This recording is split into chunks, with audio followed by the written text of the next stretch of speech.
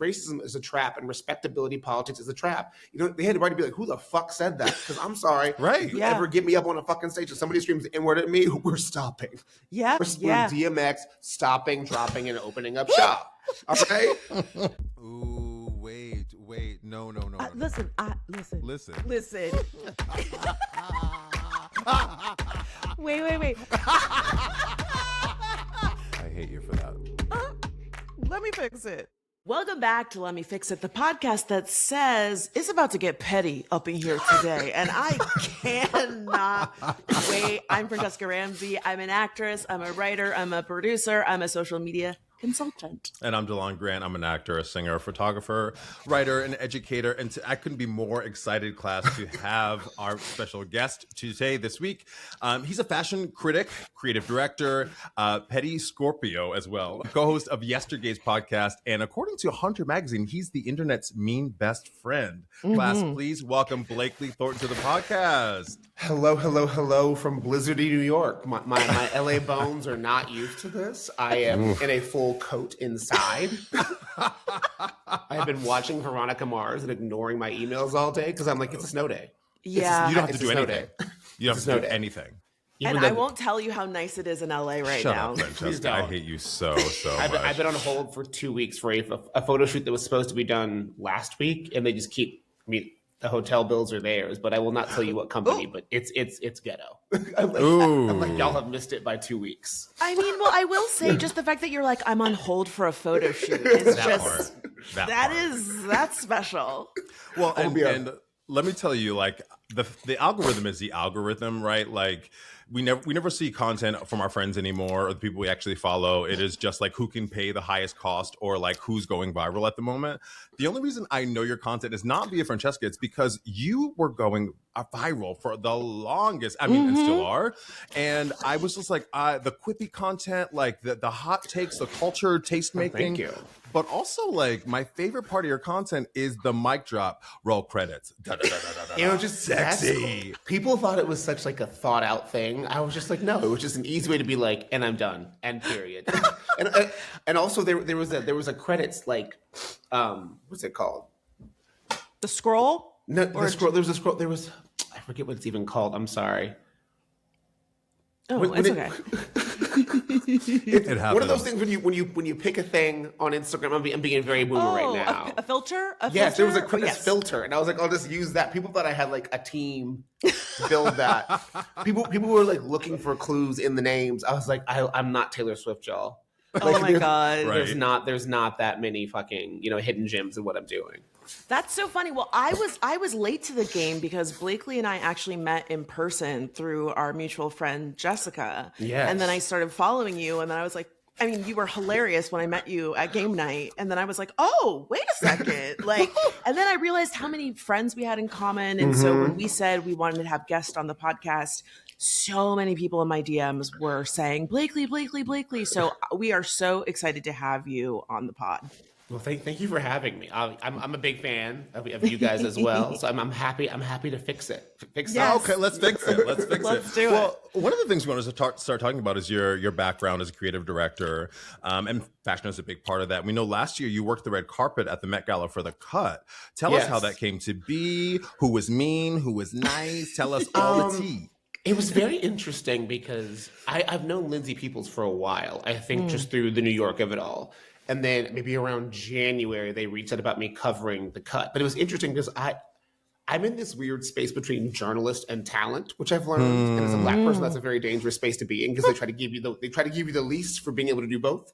Yes. But it was very interesting. So I went and covered it. But I had DM'd Marc Jacobs because I'd seen this picture of him and Andre Leon Talley being like, could you possibly tell me there's a tailor that could make this a suit like this? Is this what I want to wear? And he gave me like a 2018 runway suit to wear on the carpet. So it was a very interesting time. Those are the photos that we pulled when I made that little slideshow of you. Yes. I mean, the fact that you slid in his DMs for that outfit, like where does the audacity come Shoot from? your shot. Honestly, my whole Instagram is built on audacity. My whole idea is like a tell Cersei it was me. I believe the problem with the internet is that people say shit they wouldn't say to your face. And everything I say about anyone I've ever talked about, I say to your face, which is why I tag them.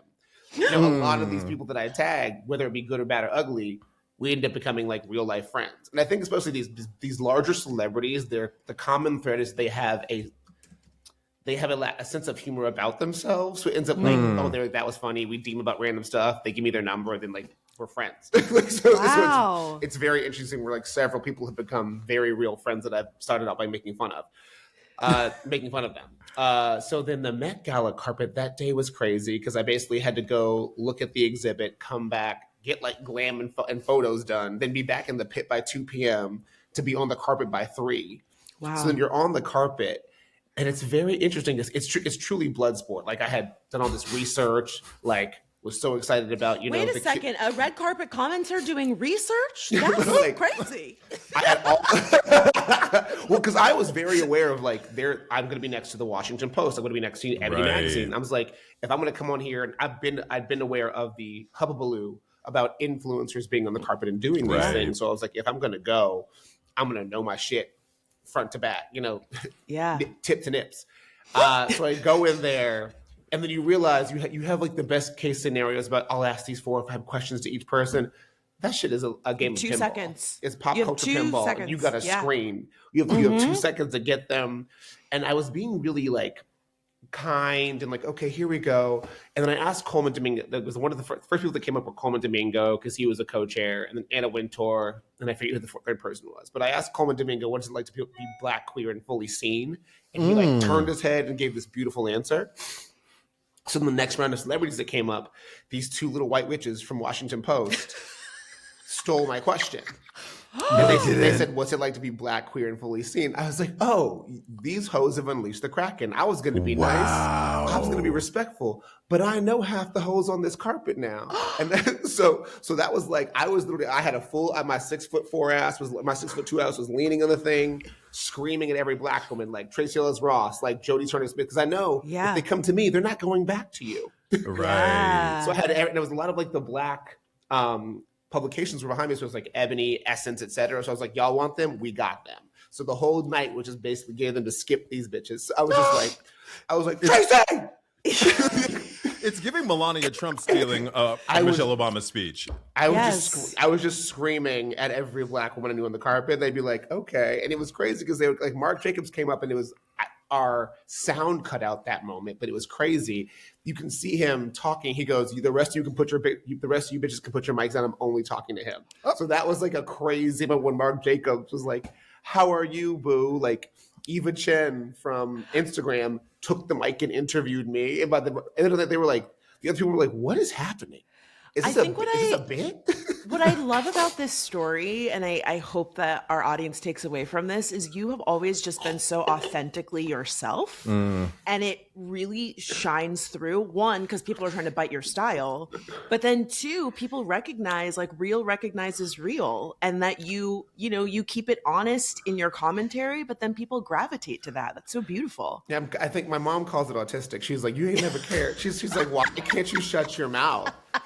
She's like, what is wrong with you? But I'm just like, I don't know. It's taken me until being 40 to realize I am the exception, not the rule. Of like, I have to say how I actually feel about this, and I guess that's valuable, and that gains trust for certain people because they're so used to being lied to all the time. Right.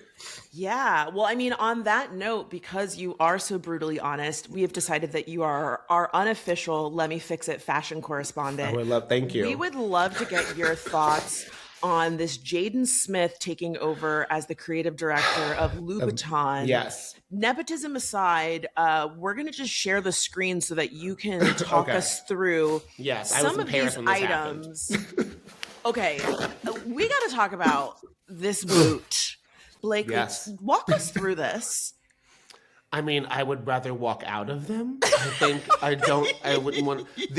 Remember when Mischief did those like Pac-Man boots for a while? I think some things are done for credence and to get the brand in the eyes of a new consumer. I think high level having a zillennial, late millennial, early Gen Z Nepo baby celebrity take your brand over is a good way to open up the category because Christian Louboutin is largely a women's brand. We do know they make men's shoes, but I think having a Black, highly factional Louis Vuitton face from a famous family be a CD for your brand isn't unintelligent. I just think the way it was executed, especially having been at Paris when it launched, it was just like. What was the reception in Paris? Because the online reception was not favorable. Like this, I think is cool. Exactly. There's not the problem is there was good product in there. Because when you look at this, this could be like a Louis Vuitton Murakami. This is a combat boot, inverted with the red that's normally known for the bottom. Louis Vuitton, the red bottom on the top. And I think that's we've been doing paint, but we've been doing paint splatter Tims. We've done things like this with paint or dripping paint as a kind of like in an intersection of high fashion and street culture. This is not Delon crazy. The street culture of it is what I like about this it. Feels this feels the most wearable of the ones we've pulled. Exactly. I mean, but like I feel like this should be called like, I have a heavy flow and a wide set vagina. Like this is, you know what I mean? Like okay, we can call it flow. Okay. Yes, this is a pro-choice boot. I love that. I love that. How quickly is the paint going to come off? You've got like 6 months with these before the paint pulls No. off. I think it's intentionally on there in a way that's not like actual paint. Like it's built into the shoe. It's like a latex or some kind of other material that's done in kind of like the shade of paint. Yeah. And again, the problem with the collection was that there were good and wearable pieces. I think the marketing and the media just leaned into the fluff of it. Like this. Exactly. This hat. Where's Cookie Monster? He wants his cousin back. Okay. Yeah. It's giving Cephalopagus. Okay, but I liked the shoe with the holes, not super wearable, especially in the winter, and your foot can't be ashy. And Delon, you know I got an ashy foot. I girl has an ashy foot. Same girl, same. Sandals are not my friend. Yeah. Right, I have ugly feet, so I have no business talking. Okay, I mean, so Delon, you could be in this little, I don't know what this is. This is hot box for your feet. It's like a shoe combined with the bag. Look, he was trying to combine things because when you get really nice shoes, they come with those little dust bags. Oh. Yes. You combine the dust bag and the shoe for one thing. It's a 2-for-1. Okay. I don't know. If you unfolded it and you actually saw more shoe, I might be into that. I don't know what you do with the rest of the bag, it might be malleable in some sense. I don't know because I have not bought nor will I ever buy this shoe. Yeah, I think these are crazy. Blakely, what you said about the fact that they did these things that were gonna like get people talking, but then when I looked at the rest of the collection, it was pretty tame. It was like little studs on a shoe and like a boot, and it's like no one's talking about those things. They're all talking about this weird things that are just kind of strange and don't make sense. And I think also even when he was being interviewed, it was the red face paint. It was the conversation. Yes. It was the mamby-pamby conversation about the Louboutin being the interpolation of the modern man. It's like, how old are you? 24? Can you rent a car? Like, I don't know. Is your frontal lobe fully formed? Like, I don't know. Yeah. So, and like, I feel like there's two sides to this because I always think we need to allow more Black children to be weird in the public eye. I think Willow and Jaden have always been able to push the limit of what quote unquote acceptable Blackness is. Yes. So while we three as people probably in our late 30s, early 40s are like, nigga, what? Oh yes, say late 30s again. Say late 30s again. Like go read a book. Like go get a line. We start quoting Dr. King at them. It's like, actually, this is expounding what we're allowed to be in the public eye. Because I think Willow makes some of the best music out there. Yes. Willow makes Fiona Apple, Kate Bush-esque shit. Nobody pays attention because it's hard to put her in that box. And then Jaden's the other side of it, where my initial reaction is often like, what? But I'm like, you know what? You be weird. We need to allow Black people to be fucking weird as hell. We let Justin Bieber go out and run around in diapers and kiss people on the mouth and wear clothes out nowhere and piss in buckets and do off whatever. the N words. And we're like, and we're still buying swag and swag too. So you know what? Well, and to your point, Blakely, about us like judging them for it, it's just like we weren't afforded that same ability to be weird, and it took us to late 30s and 40s to be like, oh, you know what? Fran always liked Fiona Apple, but I was listening to it in my closet and not telling anybody about it. You know what I mean?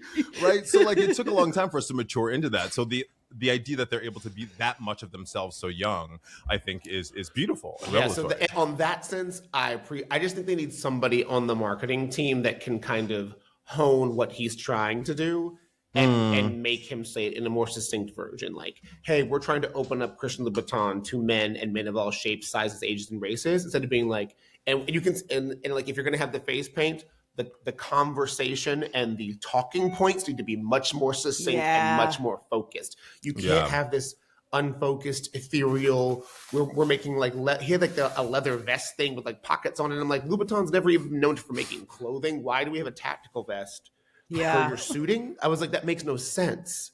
But again, it was like they thought about the headline and then not like beneath the headline, which you know, maybe there's a case for the fact that like it doesn't need to be super thought out. Like it got us talking about it and like it got the press hits that they wanted. But I also hear you on the like, let's set him up for success so that he sounds intelligent and it's not just like showy.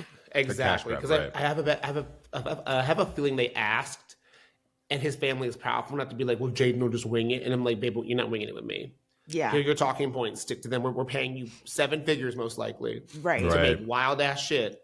We're going to focus and try to sell some shoes. So like you have our attention, but was it good? I think, you know, I think this was a more like all press is good press type of thing. And I don't think it is in the case of if you open up to that new demographic, but that new demographic is kind of laughing at you. Yeah. Well, and therein lies longevity too, right? Give us something substantive, not like just social media content, right? That we can like pump out. Like we need to, what is the messaging behind it, to your point? Yeah. Yeah.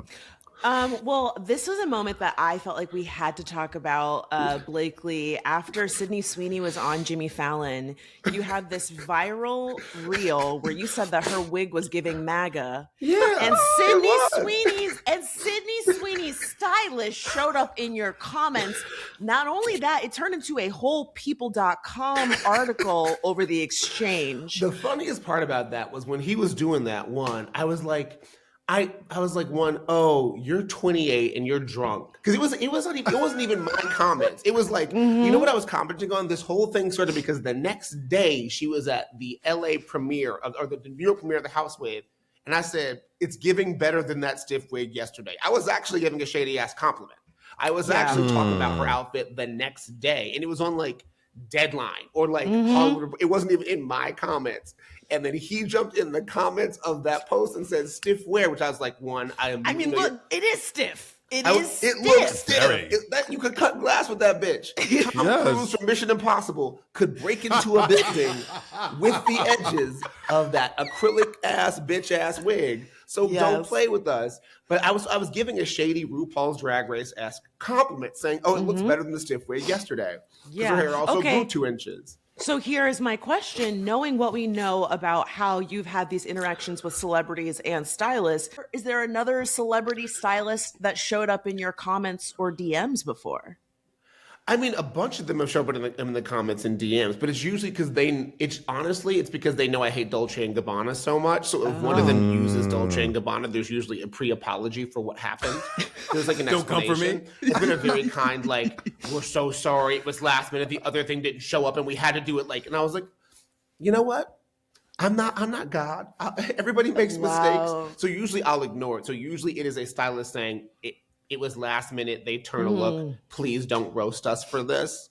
That's it. I mean, the most recently was really like Law styling Lauren Sanchez Bezos or whatever. I was going to ask what your thoughts are. Oh, did you have a video on that? You had a video on that. I posted Annie Lennox like, what? It's just like, because I was thinking Law likes money. Law wants to make a certain amount of money. Yeah. And he is clearly on a Machiavellian trail towards I must make this money without realizing how much I think that actually hurts his brand. Because I think it makes so much of the legacy. He talked about being a Black queer man from Chicago, pushing past these white girls, and all those things that were very much true of his position in the industry, basically styling arguably the most famous and valuable star in the world in terms of selling clothes. Right. And talking about it from a Black queer perspective, then selling out to an authoritarian bitch. Yeah. For a pap walk in Paris. And it's like, actually that wasn't about anything. That was just the most convenient way to get what you wanted in any given moment. And you really, and honestly, like it makes me think twice about the girls that use him. Cause I want this day to drop him at this point. Cause now whenever I see her looking good, I'm like, ugh, but he did it. Yeah. Right? Like, ugh, but it's now linked to Jeff Bezos, which is disgusting. It really did taint his brand, and it's so interesting. It's a perfect example of like, I don't know Law, like I don't know him as a person, but like you feel such pride for what he's accomplished in his career. Yeah, and adjacent. it did really feel like, damn, he really sold us out. And again, he's kind of always been clear with the message. I mean, even he posted that little cute, like, you don't own me, when he was like tossing his hair. I was like, no, bitch, but she does now. But Yeah. But autocracy does now. I was like, Yeah. you really thought you ate with that, but you look stupid. Like, you actually, like, that was the worst song. A song about ownership was the worst song you could pick to like clap back at people questioning you, you know? Yeah. it's really heartbreaking. It's really heartbreaking. It just really is. It's dark times every day. And I feel like every day I'm like, do they know something we don't? Like, is it all ending in 4 months and they have a bunker and like you have to buy your way in? Well, there was speculation when they all were at Kris Jenner's birthday party. They were like, that was a meeting. That was not a birthday party. Exactly. And Wait, like, as was the Bezos wedding. Beyonce's going now. I'm like, they all know something we don't know, but it's like, maybe it is just when you get to a certain level of like socioeconomics, you just lose your humanity. I don't know what it is. Well, I think this is a question for you and Francesca. I do think like celebrities we know they're out of touch, right? Like they just keep grifting off of us and because we're fans, right? Exactly. But like, is none of it sinking through? Is none of the actual, there are enough people that are still consuming it, still buying the concert tickets, still buying the fashion brands that like, it doesn't matter. They're not, they're beyond us that the critique doesn't matter, right? Oh, I don't think it matters at all. I mean, Neither do I. the thing I say all the time, and Blakely, I know you've said this a few times, cancel culture is not a real thing. Not if real. anything, when we talk about it, it makes their brand grow. The Tyra Banks of it all, right? Like she timed her new New York ice cream pop-up. I mean, it felt like very convenient timing that it when came Tyra out Banks says, right when the Banks comes Netflix in- docs dropped. When she comes in and swivels accountability like Neo in the Matrix for 3 episodes, and then it's like, wait until cycle 25. Like, are you okay? Yeah. Bitch, are you okay? And so more people are talking about her than ever before. People It's are so lining true. up to get the ice cream because they're like, now I want to see the hot ice cream. It's like, so yes, people are talking about you, but if you're able to spin it to your benefit, you know, and then We who truly cares? live in an attention-based economy, and literally my grandfather said this. He was like, we used to live in a culture that paid no mind to fools, and now we live in a culture that lauds them. So it's like you being stupid rises you up. It's just like, whether it's the clavicular, who's a fucking idiot. He would have, like 20 years ago, would have been some idiot on Reddit that would He have does like meth and he died like of talks alcohol about it. poisoning. Like, this is And how I it's like- stay in shape. But it's like now it's a weird thing where like, I think because journalism has made itself a sector of tech and is now fighting for the same space with social media, and journalism is just hastening its own death in multiple realms, whether it's Anna Wintour clocking these girls, clocking Lauren Sanchez Bezos through Paris and destroying the editor-in-chief role so she can keep the money, or whether it's GQ needing to cover someone who social media has already covered to make themselves seem relevant. But if they don't realize, when you platform somebody, you legitimize them. When you put somebody in GQ, you are legitimizing that brand. Right. So it's like, it doesn't matter whether he does meth. And it's like, this is a boy that basically makes himself the homosexual ideal of what a man looks like, and is functionally impotent.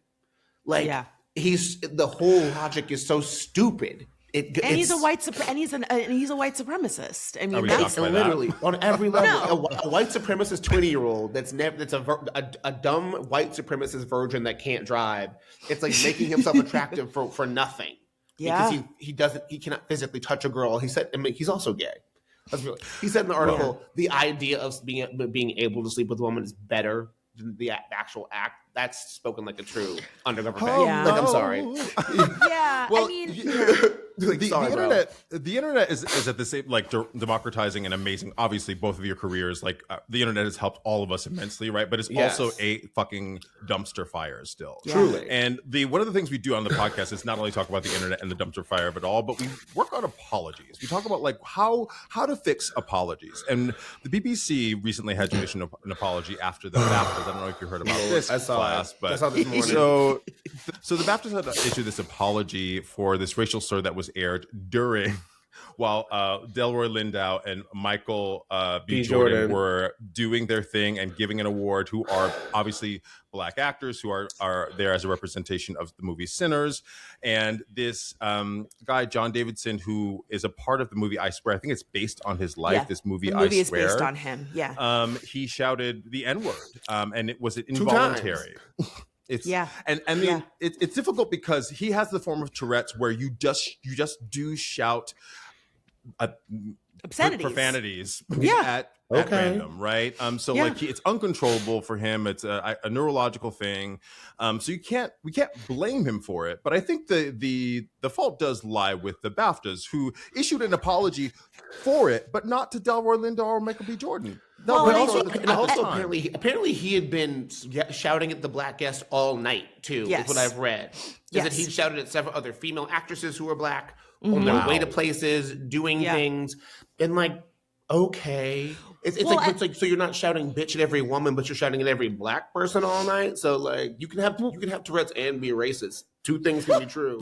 Well, and I think the other part of it is like there's this conversation around like, well, maybe he shouldn't have been there, and this idea that like, well, he should be somewhere else. And I do think it's worth us remembering that like disabled people have a right to exist, right? Absolutely. And like to his credit, he did excuse himself. I think the thing that a lot of people pointed out was that the BAFTAs is on a 2-hour delay. And they had ample time to edit this out, and they did make the decision to edit out Free Palestine from a winner's speech. And so it's kind of a disconnect of, okay, so supporting an oppressed people, you're going to cut out, but the N-word, you're not going to cut out. And there's just been this whole conversation around, oh, well, you're ableist because he didn't mean it. And it's like, two things can be true. Yeah, impact and intent. I'm sorry, baby. Right. Yeah. You know? Right, exactly. And it's like, and he put out an apology, and I do want to highlight kind of some of the things that the BAFTA said and get your read on it, Blakely, and kind of how you would possibly fix this if possible. But the BBC said, you know, some viewers may have heard some very strong offensive language. We apologize that this was not edited out prior and will be removed from the BBC iPlayer. We take full responsibility for putting our guest in a very difficult situation. We will learn from this. We want to thank Michael B. Jordan and Delroy for their incredible dignity and professionalism. Not an apology to them.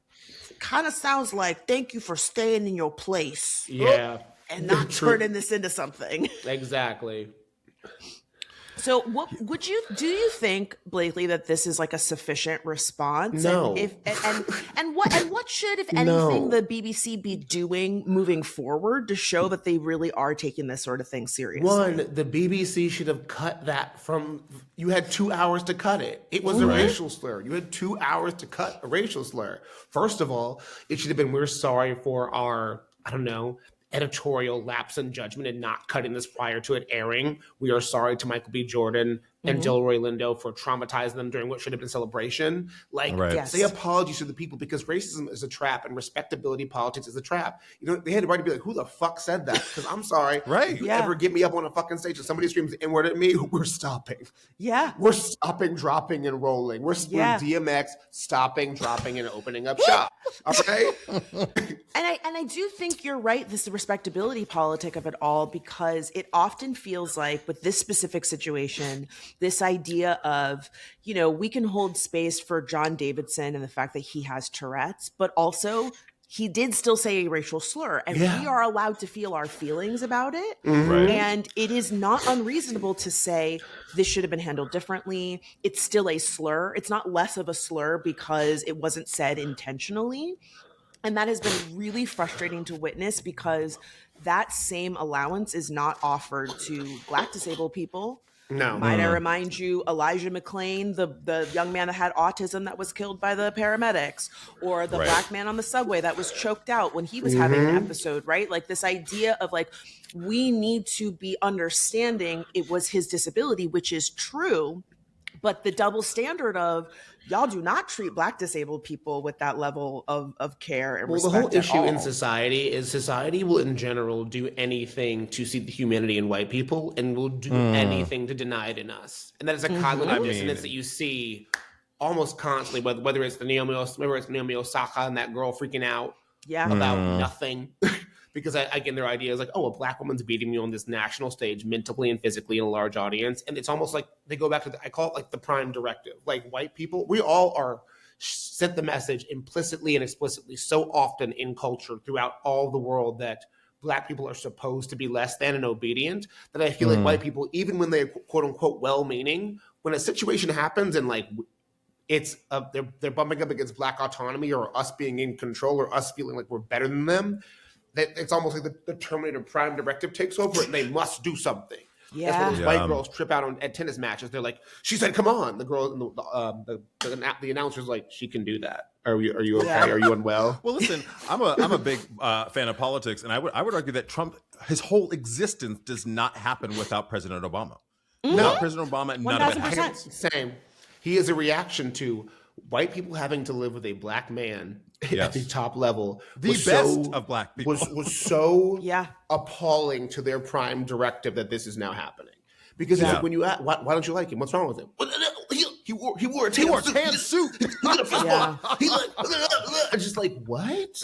Yeah. It's crazy. I mean, it's insidious how it's all connected, because to bring it back to the BAFTAs, the repeated insistence of, you guys are turning this into something that it's not. He didn't mean it. You know, you guys say the N-word in songs all the time. Oh, so girl. now you can't be upset. It's like, oh my God, you guys are grasping at straws just to say that, hey, I don't want to hear racial slurs. And again, doesn't mean that I'm saying he shouldn't be present or that he should be to blame for it. But sometimes when you do or say something that hurts someone accidentally, you still say, oh my God, I'm sorry. Well, and isn't this the 21st century where like we're supposedly post-racial, which we know we're not, right? But the idea that I can't criticize you for something that hurt me because it's going to hurt somebody else. No, hear your feelings. No, I have to. Actually, it's my prime directive to say something to you about it, lest I go home and you know, be in my fifis about it. No, my former therapist said this, if I'm having a problem, everybody's having a problem, okay? That's just the healthy way of looking at it. We're in a weird upside down situation where it's more controversial to call out something for being racist than to do the racist thing. Yes. And I think it's also because white people are more invested in their self-image as being good people than actually being good people. The idea that I am for most white people, I don't care. The idea that the idea of viewing themselves as a non-racist person as an ally is actually more important to them than doing the work of being a non-racist person or being an ally, by far. Well, and the realization that it's like an ongoing practice. And you know, we talk about this on the podcast. We talk about ableism. We talk about homophobia. We talk about transphobia. We talk about all the isms, and that it's something that we all consciously have to go, you know what? This is a thing I used to say, and I'm not going to say it anymore. This is a thing that I enjoyed, but like now I'm seeing it from a different lens, and that is okay. It's not a weakness. It's in many ways, I would say, a strength to be able to admit that. Yeah, and that's really difficult for people. They see it as like a moral failing of some sort. Exactly. Yeah, I'm like, no, babe, we're all racist because we were born and raised in a racist society. I always say racism is not the shark; it's the water. It's not an incident; it is the society in which we exist. And people, whenever we're like, even going back to the Naomi thing, I said white girls gone white on some random like TNT Sports thing, 50,000 likes. People were like, oh, really? Imagine somebody saying black people go to black. They say it all the time. I don't have to imagine. We don't have to imagine. We don't have to, you idiot. You know, and I would say white people go black too because you stay taking it. Also, wow, you poet laureate. But I got responses between like black people go to black or niggers go nig. I'm like, so you just respond to my comment with abject racism? You moron. It's also like a fundamental misunderstanding of like power dynamics. Truly. I feel like that's the big thing. This thing of like, well, if I said it would be different. Yes. Yeah. If you said it would be different. The same way that if a teacher curses out a student, it's different from a student cursing out a teacher. It's not good. No. But there's a power dynamic. It's different. Right. It's not a one-to-one. And they want it to be. They're like, it's a one. Like, can't it just be over? No, it can't, babe. It can't until really reparations happens. Y'all aren't going to do that. Okay. We've abandoned Reconstruction. Every other country the fact that Nazi Germany said we need to make this shit illegal. Right. We're the only country that has done some shit like this and not had any kind of not done any kind of legal ramification, because it makes everybody's culpable. They're like, Yeah. oh wait, I don't want to give away my shit. Like, you know what I mean? Yeah. That's the bottom line for America right now. You know, in Brazil, it's illegal to be racist. That white girl was out here making those signs and got arrested. Like, you know.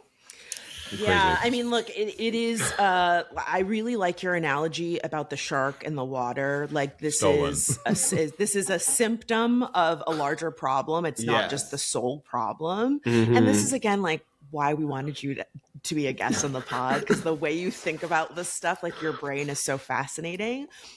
We love games here on Let Me Fix It. And so we have a game, and I'm going to set this up as a competition between Delon and Blakely. Okay, here we go. Is it gay? So we've been playing this game called Name That White Woman. And so I decided to give us a new edition called Shame That White Woman. Okay. And the way this is going to work is I'm going to present you with a shameful situation involving a white woman, and I'm going to see if you guys can guess who the white woman was in question. I thought writing about my toxic mom group would be healing. It wasn't. My high school musical days had way less drama. It's Ashley Tisdale. Ashley Tisdale. Oh, you're going to get all of these. Well, I know the other moms in that. I know. Baby Mick, she's the problem. Let's put it that way. Well, and Obviously. that one was so interesting. She really thought she was doing her big one, writing this essay, and then the group chat came forward and said, "No, it's you." You better be like, we just don't like you. Like when because I read the whole article because I was like, let me just see what this white mess is about. And I was like, and she's like, and then I would see that I wasn't invited to all the birthday. But I'm like, yeah, babe, when you're in a mom group, you're around when the kids are around. So like, if the girls don't want to hang around you when the kids aren't around, that's okay. That's just life. That's just like, life. If they don't want to be around you, like the call's coming from inside the house, ma'am. Like the call is coming from inside the house. All right, the next one I'm going to give you the white woman as the clue, and then there are 3 shames here. So in the mid 90s, my clothing line was exposed for using child labor. After I broke down crying on TV as one of the most mocked moments of the decade, I spent $15,000 to fake my daughter's SAT scores, and federal agents came knocking. In 1970, I was broke, unknown, and arrested for writing bad checks. A few years later, I was one of the most recognizable women on television. It's the this 15K. Is Felicity Huffman. It's the 15K. Yeah. Felicity Huffman. So I know the USC kids from that too. I went to prep school. I got too many ties to these white people. But you know what's crazy too about this is that like this is where they were caught. And this is not the first time. Like your parents can go and buy you pay for a building at Harvard or wherever. That's the norm. And it's the same thing, right? Exactly. But these people just got caught bribing because of the way it was done. Also, just like I remember USC. when I was in high school, there was a girl at our school who put a stink bomb in our teacher's coffee, and she got very sick and almost got expelled. And then the next year, her parents built us a new theater, and it had her family's name on it. So that's how she didn't get expelled. Crazy. Capital. You know. All right. Next up, I'm not going to tell you who the person was. You have to guess yourself. Okay. In an interview with Barbara Walters, I burst out laughing while describing my parents' Halloween costumes the night my mother was killed in a car crash. My dad was dressed as a KKK member, and my mom was in blackface. When the clip went viral years later, people didn't find it as funny as I did. Oh, damn. This is the woman from Cheers. What's her name? God, what's her name? Kirstie Alley? Kirstie Alley. Yes. This went viral, I want to say, like right before she died. And it is diabolical. She talks about showing up to the hospital and finding out that her mom is dead, and her sister being like, guess what she's dressed as? A little blackie. And they just all were laughing.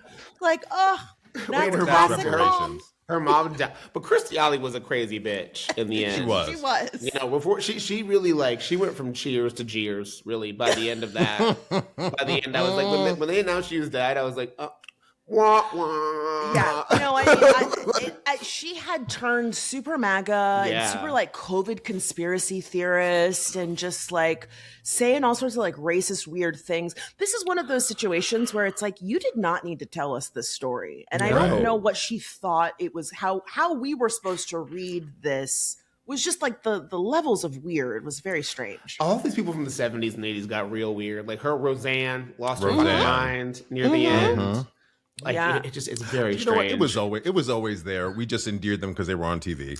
Yeah, that's fair. And we just didn't hear them all the time. Okay. This is our last one. Okay. Donald Trump signed a $1,000 special edition Trump Bible just for me. It's easily one of the most meaningful gifts I've ever received. Ooh. I'm guessing Megyn Kelly because she's a stupid bitch.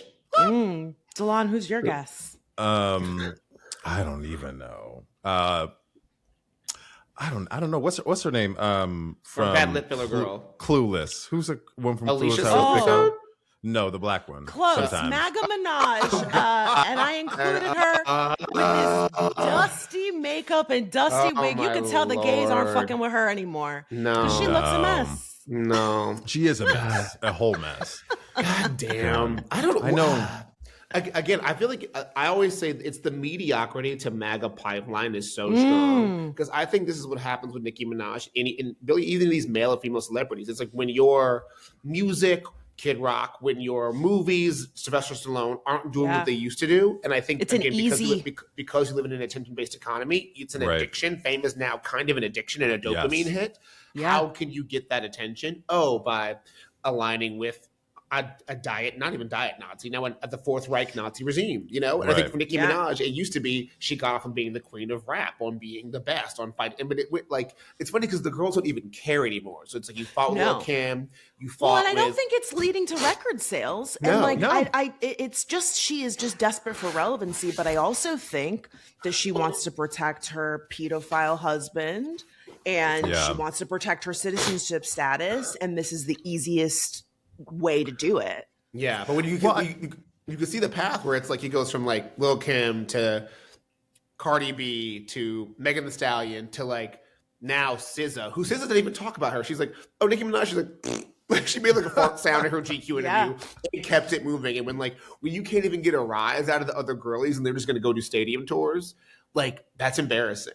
Like when you're out here tweeting about Cardi B's kid, and she's like, this girl's okay. This is not okay.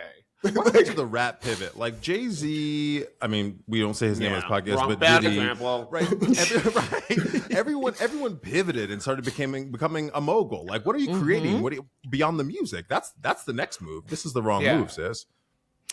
Yeah, I mean, I think the thing that we've talked about when we've talked about Nicki in the past is I think she is very talented, but it seems that she is very insecure and really feels angered by the fact that she's not where she should be in her career and that she is not revered, whether it be by the Grammys or the recording industry as a whole, the way that she thinks that she should be. And I think that's why she's not been able to pivot. Entitlement. Yeah, 1,000%. They're just like, just collaborate, girl. Collaborate. That part. Like, talking shit about everybody else got collaborate having fun without you, Yeah. Absolutely. Oh my God. Well, Blakely, you were an incredible guest. This was something that we were so excited about. And again, the class begged for. Please let everybody know where they can find you across the internet. You can find me at Blakely Thornton on Instagram, at the Yestergays. Yes, the Yestergays on Instagram as well, and also at the Yestergays on YouTube for our podcast. Amazing. We will definitely tag all of those things in the comments so everybody can make sure to follow you and listen to your hilarious podcast. Thank you again for being a guest on Let Me Fix It. Thank you for having me. I hope you get home soon now. Girl, I'm not getting home till March 3rd. These people have been, Jesus Christ. Oof. I'm just like sitting here. But he's like, again, they had to book this Airbnb, which is very nice, but I'm just like, I'm tired. I got this like dry skin from the snow. I don't want to go anywhere. And we'll be waiting to see the photos from, whatever brand that you were working with, because we have no doubt it will be very sexy and sleek and cool. Thank you. That was awesome. I mean, he's phenomenal. He's just so quick and like not only like quick. I want to see his stand-up tour, right? Not only quick, but like really poignant. He makes like really cogent points, which I totally agree with.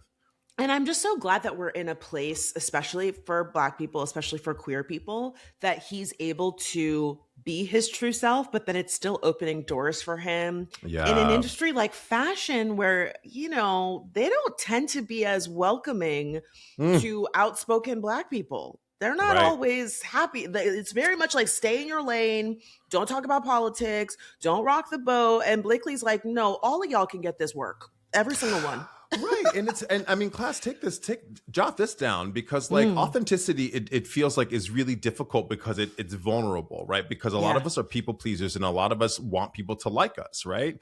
But like, I think part of being authentic is not only speaking true, but also saying like, being who I am is actually the way people are going to like me. Yeah. Saying what I think is what are going to bring people to the yard. You know what I mean? Well, and if you don't like me, then obviously I'm not for you, and that's okay. Like, I don't want to be in community with those people then. Absolutely. Absolutely. Class, we hope you loved Blakely. Now let's jump over to our comments from the class, because we have some interesting comments this week, Francesca. Oh, Delon, we got a lot of really good ones. I want to start with some positive ones. This one comes from Velocity Joe. I hope I'm saying that correctly. And their comment says, it's taken me till just now to realize the reason why I recognized Delon. When he tilted his head, I spotted Come From Away on the shelf behind him. It was driving me nuts. You guys got recommended to me randomly, but you're awesome, and I'm now subscribed. Class, we've talked about Delon being on Broadway before. It's not a secret. Well, if you don't know, now you know. I was on Broadway for 5 years with a show called Come From Away. You can also go and watch it on Apple TV. My big head is up there. It was a post-pandemic live capture that we recorded. I also want to point out, you probably can't see because of the blur, but this is a picture of me doing a play with Uzo Aduba of all the fame, of Emmy fame. So, because I put that up there too. But thank you so much. We really appreciate you subscribing. Welcome to the class. And I hope you catch one of my other shows. Yes. So this next comment is from, I think it's Deshawn08. They say, Tyra Banks is sitting next to Jennifer Lopez on my imaginary SpaceX flight to hell. I love this. I love when y'all come up. Comments? Okay, there's so many details here. SpaceX flight to hell is like perfect. No Money. notes. But I will also say, I do see the overlap with J-Lo and Tyra in that, like, delusions of grandeur. And just, I sent you, Delon, some clips of Tyra doing her weird Mrs. Claus character. She's got like a yellow wig on and she's like rapping. And it's very strange. The whole, I think you have to have, we've talked about this before, you have to have that level of delusion, I think, to not only keep going in this industry, in the entertainment industry, but when you have a little bit of celebrity, you actually have to be drunk on your own celebrity and keep believing it to combat all of the haters, the doubters, the people who are critiquing you. Because I know some of y'all have seen J-Lo in her residency in Vegas, but like some of the clips of her singing, I'm like, I don't know how you heard that. She clearly didn't play that back, and she has no sense of tone because she's so flat, it's so off. And she's just like acting as if she's giving you vocals. The one where she go,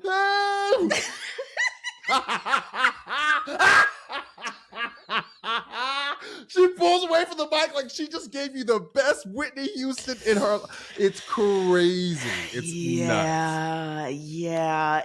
I'm with you, Deshawn. It's very strange. The last one I want to highlight here. Remember, y'all got in Delon's ass over the Heated Rivalry, Crave, and now it was Francesca's turn because a number of people, including Paula Abdullah. Is this Paula Abdul dragging me? I hope so. I hope she watches. She's like, I heard what you said about my vocals, you ignorant bitch. Paula Abdul 9621 says, this girl is so dumb. Yes, Istanbul is in Turkey. So class, in the Tyra Banks episode, when we were talking about Joni getting her teeth fixed, I mentioned a friend of mine going to Istanbul to get her teeth fixed. And I said, that's not Turkey. And Delon rightfully said, let me Google, and said, oh yes, it is in Turkey. Now look, I had some words with Paula Abdullah because I guess they did not know that I was the person behind the comments, because they went on and said, she said it confidently. When you host a podcast, you get the facts right, no matter how small. I was a journalist and I do work in multimedia. That mistake just makes her look stupid. A number of people called me stupid for this comment. And I just want to say, I'm not a journalist. I never been to Turkey. I never been to the idea that I should know geography outside of places I've been, I think is holding me to an unfair standard. And also, I was happy to say, if I get it wrong, I get it wrong. And that's something that I think, that's a standard that we try to hold ourselves to here in the pod, right? We do it all. We get shit wrong all the time. But I will say, you see us Googling things in real time. I picked up my phone, I Googled it. Fran goes to Snopes when I say we always try to do our best. And moreover, we look in the comments when you all call us out and we go, you know what? So-and-so and so-and-so said I got that wrong. And you know what? I was wrong. But at the same time, I will say, to take it away from Francesca, Americans are really bad at geography. Yeah. We have a massive country, and some of y'all don't know what the capital of Kansas is, right? Mm-hmm. I don't know shit. I don't either. I do know Kansas City is the capital of Missouri, which is weird. Yeah. And that's confusing. That's absolutely. I feel like you should have put Kansas City in Kansas. That only makes sense. Yeah. But we all have an issue with our education system is our education system, right? But we all have this issue. So it's not just a Francesca problem. It's an all of us problem, I would say. Yeah. And ultimately, again, I didn't take this personally. I just thought it was a funny comment to highlight. A few people mentioned it. Mistakes happen. And I think part of being an evolved adult is saying, sometimes I don't know things. Yeah. And I'm not a journalist. We love making this podcast, but this is a hobby. This is not my job. And this, right. And this is a lot of hot takes, a lot of good conversations, a lot of deep thoughts, a lot of pop culture and culture, right? It's not about Istanbul specifically, but thank you for the shade. We appreciate it. More content to talk about. Thank you for watching and getting those engagement numbers up. We appreciate you.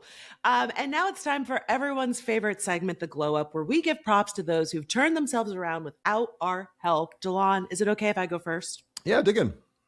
Okay, so this one is very much for you, Delon, specifically. The cottage from the Heated Rivalry house is going to be available on Airbnb starting March 3rd. Delon, this cottage is so sexy.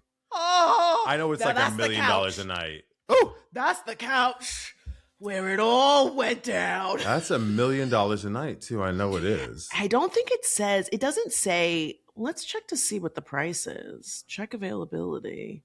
Oh, not available. It's just, look at this. It's not available at all. All these dates are probably, it doesn't even say what the price is, but my God, on today. This is so sexy.